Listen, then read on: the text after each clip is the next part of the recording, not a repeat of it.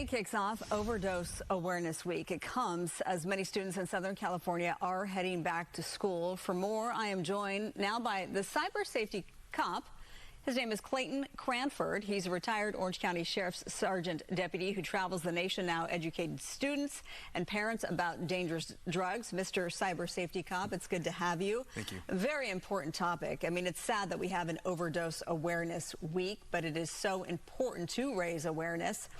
How big of the problem is fentanyl in our schools, and how easy is it for these kids to get a hold of it? Right. So fentanyl is the #1 reason why people are overdosing on drugs. I mean, in the United States, we have more than 100,000 people in the United States overdosing, mostly because of fentanyl and other opiates. But our kids today have access through social media to drug dealers in their community. It's really Uberized drug trafficking. Oh. So they can literally drive it to your child's home and hand them the drugs. And they don't have to be looking for a drug dealer. The drug dealers will find them online. They'll just directly message them and say, this is a deal I got on Xanax. Are you interested? And a lot of kids who are not thinking about the consequences, they're impulsive, they try one drug. And if it contains fentanyl, there's a very good chance it might end their lives. Yeah, because the DEA has some new stats out, and 60%, you're telling me, 60% of the drugs out there are now laced with fentanyl? Well, actually, of the drugs that contain fentanyl, and most counterfeit drugs do contain fentanyl, 60% of those are lethal. So if you take a counterfeit drug that has fentanyl, there's a 6 out of 10 chance of it ending your life.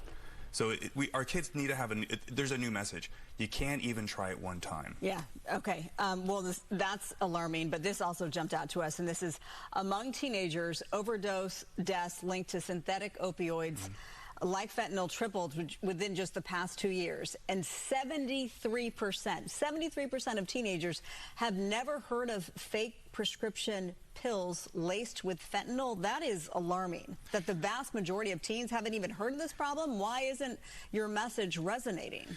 Well, I don't know if it's not resonating. I think we need to do a better job of presenting that message. So my organization, we go to schools, and we're here in LA in Orange County, and we speak to students and we talk about and tell stories, the real story about this. And I don't think kids are getting the real story. I think they're seeing what they're seeing on social media, and they're believing that, which is kind of contrary to that, which is it's okay, you're not going to get hurt, it's just one pill. But they're not thinking about that the majority of these pills that they're getting are counterfeit, and there's a good chance that they contain fentanyl.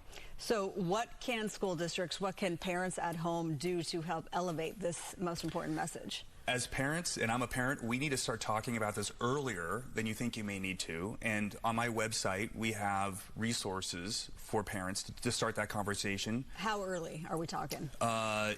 Your kid should not be going in a middle school without this conversation. Okay. For sure. I think 6th grade would probably be no later than, for sure.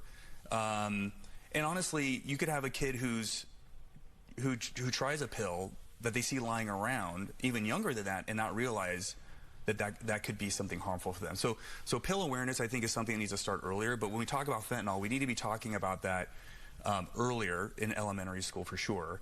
And then schools need to also be talking about this, and they can bring in someone like me or one of my instructors from cybersafetycop.com. Your local law enforcement often have school resource officers who can do that.